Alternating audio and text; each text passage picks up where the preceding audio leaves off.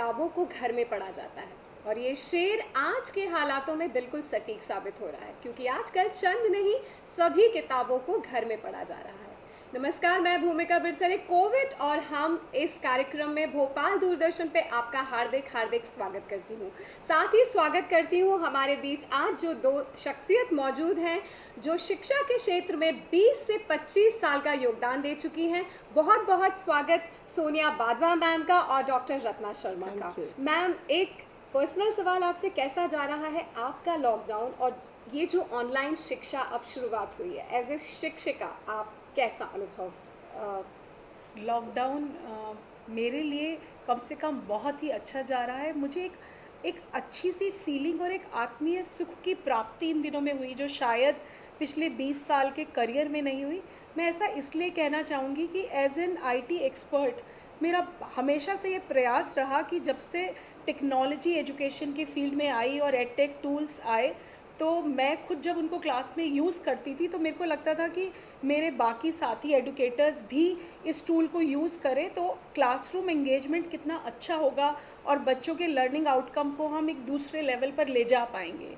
लेकिन कितनी भी ट्रेनिंग की, कहीं ना कहीं एक माइंड सेट की और एक जो टीचर जो पहले से 20-25 साल से कन्वेंशनल तरीके से पढ़ा रहा था और वो नई टेक्निक पर आने के लिए एक कहीं हिच थी।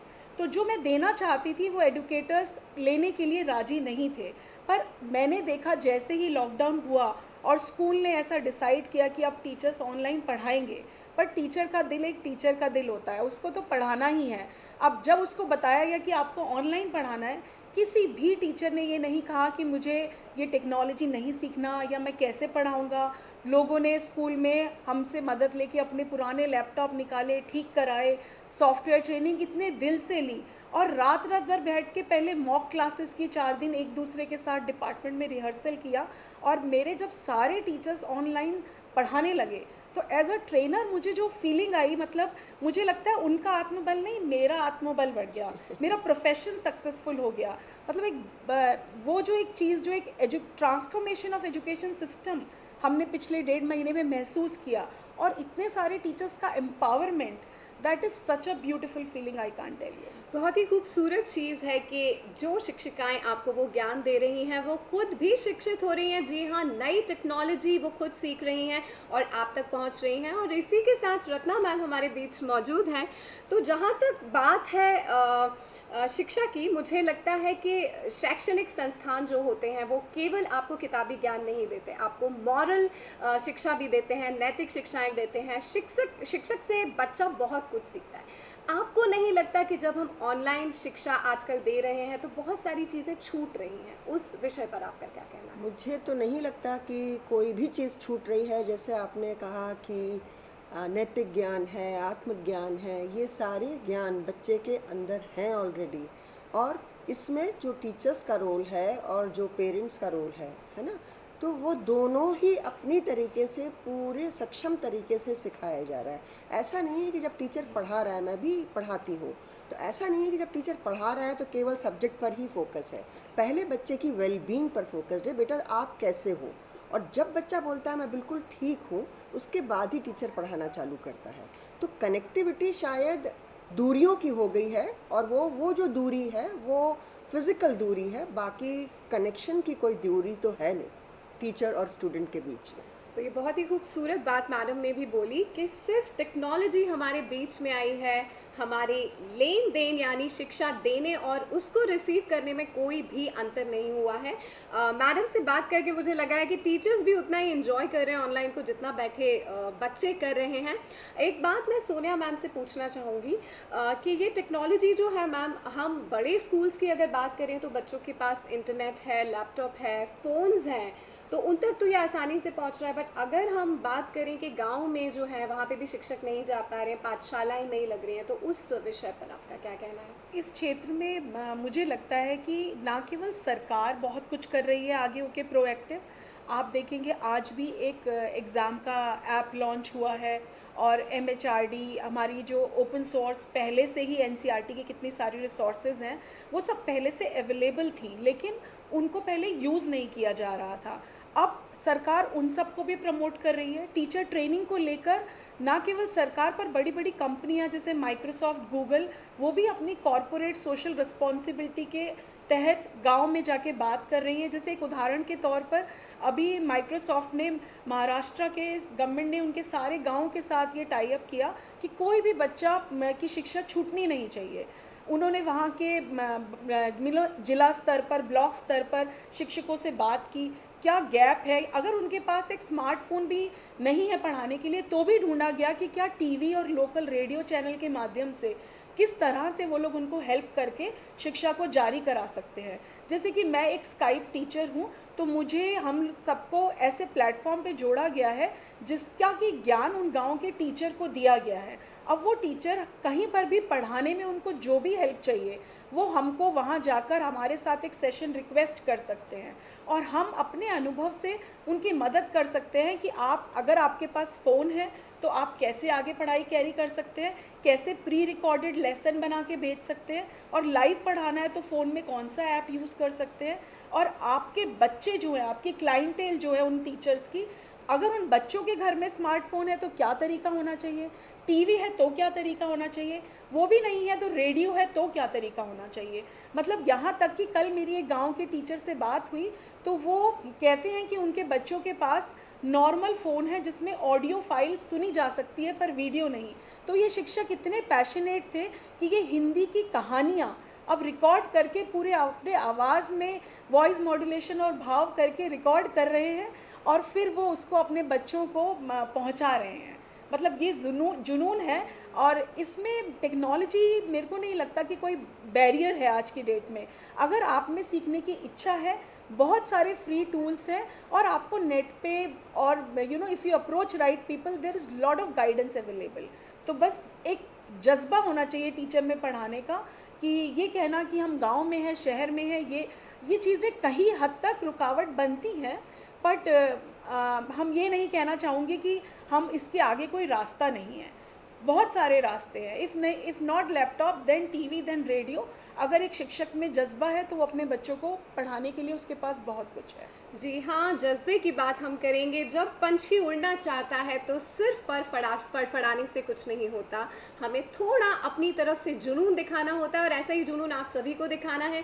विद्यालय, महाविद्यालय, शहरी, गांव, हर क्षेत्र में सरकार भी आगे आ रही है, हमारे शिक्षक भी आगे आ रहे हैं और मुझे यकीन है कि बच्चे खुद अब इन हालातों को पूरी तरह से एक्सेप्ट कर चुके हैं और वो पढ़ना चाहते हैं।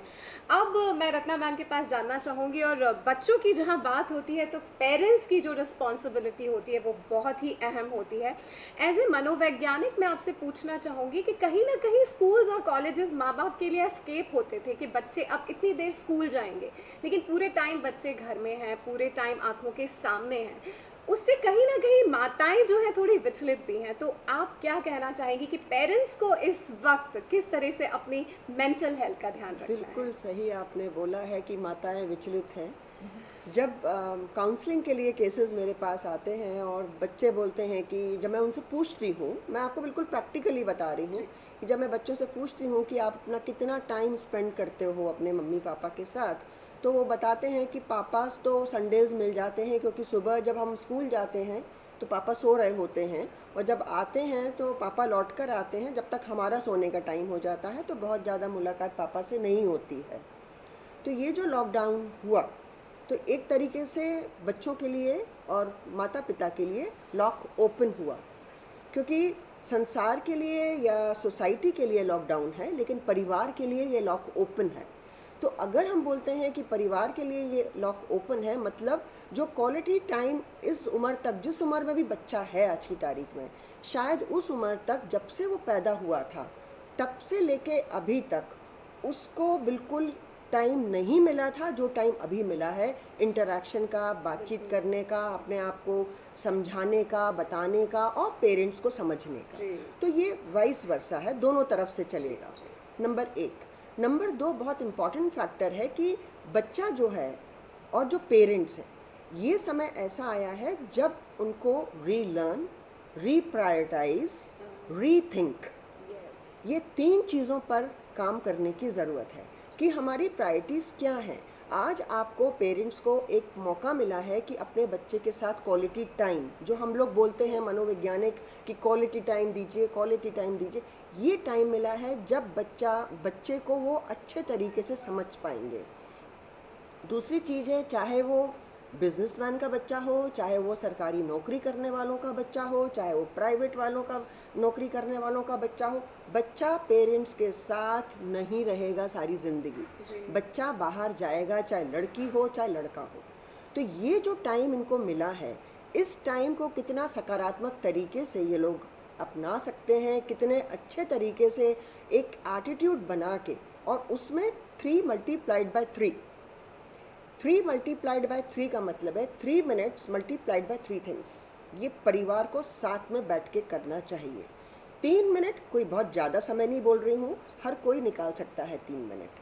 3 मिनट मल्टीप्लाइड बाय 3 चीज़ें, वो है एक साउंड, दूसरा है थिंकिंग, और तीसरा है लिसनिंग। जब साउंड की हम बात करते हैं तो कहाँ से ये लिसनिंग जो फैक्टर है, ये कहाँ से साउंड आ रहा है, भले ही वो चिड़िया की आवाज़ हो, भले ही वो कुकर की सीटी की आवाज़ हो, भले ही वो घर में झाड़ू लग रही हो उसकी आवाज़ हो, फोकस करने की ज़रूरत है 3 मिनट तक उस साउंड पर। 3 मिनट तक फोकस करने की ज़रूरत है कि आप क्या सोच रहे हो। 3 मिनट तक ज़रूरत है कि जो सांसें हैं उस पर फोकस करें, और उस पर फोकस करने के बाद में समझें कि वो सांसें कैसी चल रही हैं। सिर्फ 3 मिनट। तो ये 3 बातें 3 मिनट तक हर एक सदस्य अगर परिवार का करेगा तो बैलेंसिंग परिवार में टोटली आती चली जाएगी। ठीक है। दूसरी इम्पॉर्टेंट फैक्टर ये आता है कि हमने अपने लिए क्या सोच रखा है। This is the time to introspect. माता पिता जरा खुद इंट्रोस्पेक्ट करें। मतलब कहते हैं हु एम आई, मैं कौन हूँ। तो बच्चे भी ज़रा ये इंट्रोस्पेक्ट करें, पिता भी इंट्रोस्पेक्ट करें, तो वो लोग एक निष्कर्ष पर निकलेंगे कि हाँ, कंसेंसस बनेगा कि हाँ, हमारा जो संवाद हो रहा है वो कंस्ट्रक्टिव संवाद है। तो कम्युनिकेशन जो बीच में परिवार में हो रहा है ये बहुत इम्पॉर्टेंट है, और इसी कम्युनिकेशन के चलते जो बॉन्डिंग की कमी आ रही थी कहीं परिवारों में, वो बॉन्डिंग फिर से डेवलप हो जाएगी इस लॉकडाउन के चलते।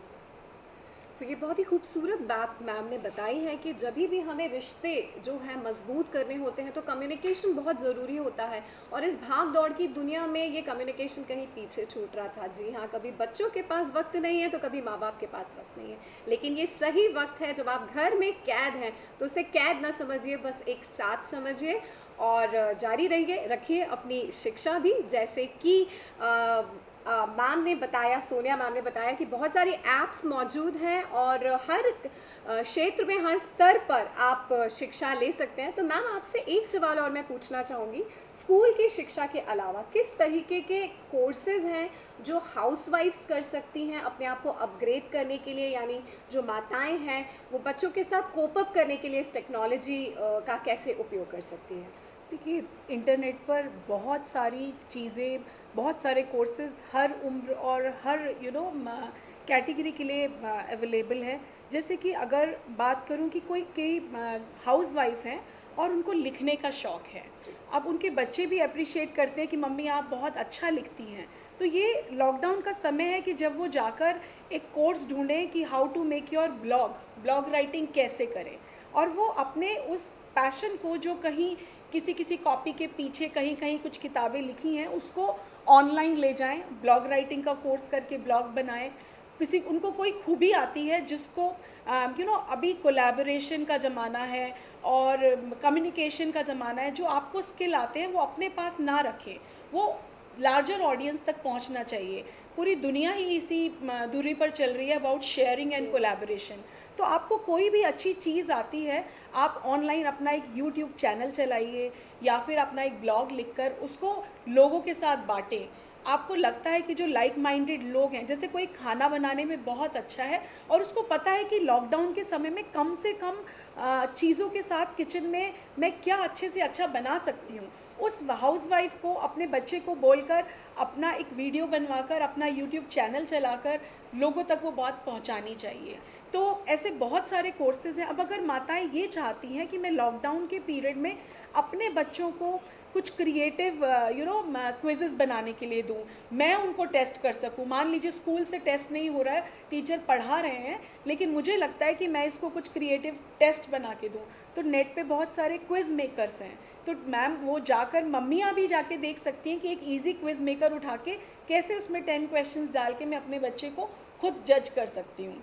सो बहुत सारे क्रिएटिव तरीके हैं जिससे हर उम्र का इंसान मतलब कुछ ना कुछ कोर्स कर सकता है। आपको एक एग्जांपल देना चाहूँगी कि अभी बहुत सारा गांव में जो दीदियां हैं वो स्वयं सहायता समूह वाली दीदियां, वो मास्क वगैरह बना रही थी, और अब जो हमारे फील्ड में वर्कर काम कर रहे हैं उनको इन सब की ज़रूरत थी, तो कनेक्ट करना था नीड को, जिसको ज़रूरत है उसके साथ और जिसके पास सामान है उसके साथ। तो हमारे मतलब एक परिचित हैं, उन्होंने बोला कि कुछ ऐसा एक प्लेटफॉर्म मुझे बताइए कि जिससे मैं एक फ़ोन पे एक एसएमएस भेजूं और उसमें एक लिंक हो जहां पर जिसके पास जितने जितने मास्क हैं वो भर दें और मेरे पास तुरंत डेटा आ जाए।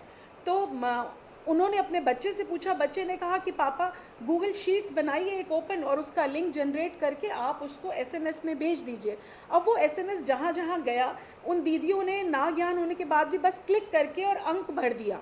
अब उससे इतना डेटा निकल के आया कि कहीं पर 25,000 मास्क की ज़रूरत थी और लोग स्ट्रगल कर रहे थे कि 2 दिन में कैसे प्रोवाइड करेंगे, लेकिन जब ऐसी टेक्नोलॉजी देखी तो पता चला हमारे पास तो 55,000 ऑलरेडी बने हुए हैं।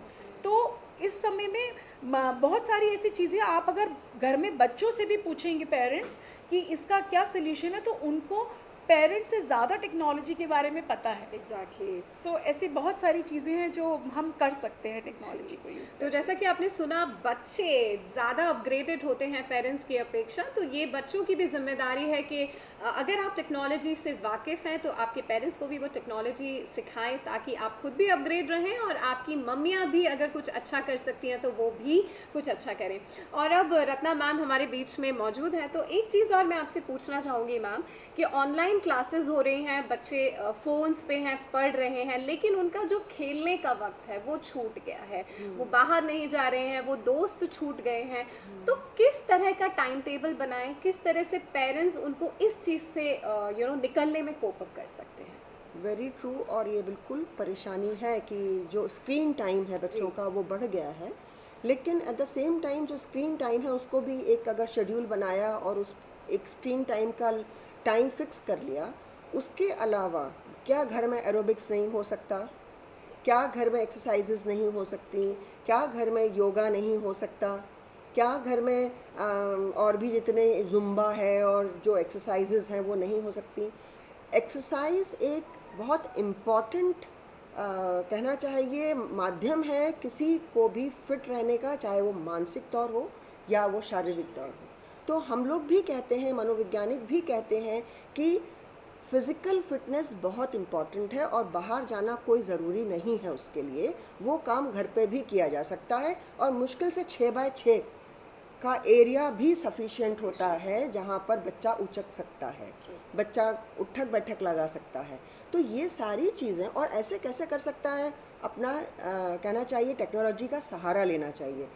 उसमें उसने फेसबुक पर या मान लीजिए आपका व्हाट्सएप खोला, अपना उसका भाई या उसका फ्रेंड वहाँ पर कर रहा है, वो दूसरे शहर में कर रहा है या एक कॉलोनी से दूसरी कॉलोनी में हो रहा है, तो ये इसके माध्यम से भी एक्सरसाइजेस वीडियो कॉल के थ्रू जी जी जी बिल्कुल बिल्कुल। तो टेक्नोलॉजी के माध्यम से भी एक्सरसाइजेस की जा सकती हैं, है ना। लेकिन एक्सरसाइज करना अत्यंत आवश्यक है।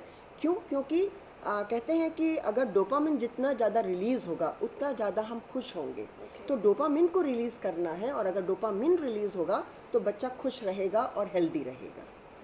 दूसरी चीज़, फिज़िकल एक्सरसाइजेस के साथ साथ आजकल किचन में लोग ज़्यादा टाइम स्पेंड करने लगे हैं, खाने में चीज़ें ज़्यादा आने लगी हैं, तो अपनी प्लेट को भी देखने की ज़रूरत है कि हम क्या खा रहे हैं, क्योंकि जितना ज़्यादा हम एनर्जी गिविंग फूड खाएंगे उतना ज़्यादा हमारे अंदर एनर्जी आ जाएगी, और अभी हमारे पास वो टाइम नहीं है कि हम उसको कहीं जाके प्लेग्राउंड पर निकाल दें।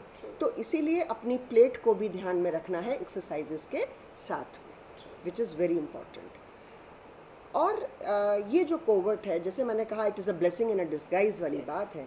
तो मैंने अभी थोड़ी देर पहले अपनी फ्रेंड से भी बोला था कि मैंने एक वैक्सीन निकाला है। अभी तक तो वैक्सीन निकला नहीं है, लेकिन साइकोलॉजिकल वैक्सीन मैंने निकाला है। और अगर ये साइकोलॉजिकल वैक्सीन हर घर में हर व्यक्ति अप्लाई अपने ऊपर करने लगे तो ये कोरोना हमारे संसार से, स्पेशली हमारे भारत से बहुत दूर चला जाएगा।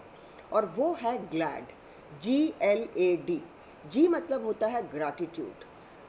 अगर बच्चा है तो वो किसके लिए ग्रैटिट्यूड शो कर रहा है, भले ही उसका फ्रेंड हो, उसकी टीचर हो जो इतने पेंस लेके उसको पढ़ा रही है, उसके पेरेंट्स हो जो उसको ध्यान दे रहे हैं, उसके फ्रेंड्स हो जो उसको समय समय पर कॉल करके हंसा रहे हैं, या जो भी जिसको भी वो समझता है उसको ग्रैटिट्यूड एटलीस्ट फील करना चाहिए।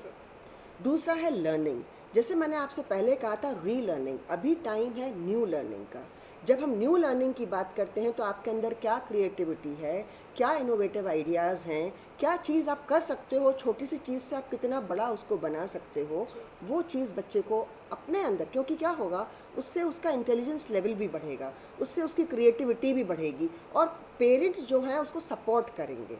तो जब पेरेंट्स सपोर्ट करेंगे तो कहीं ना कहीं बच्चा भी चाहता है कि उसको मोटिवेशन मिले, तो वो जो उसको मोटिवेशन मिलेगा टू एन एक्सटेंट वो बहुत हद तक बच्चा खुद से आगे पहल शक्ति उसके अंदर डेवलप हो जाएगी और वो इनिशिएटिव्स लेने लगेगा।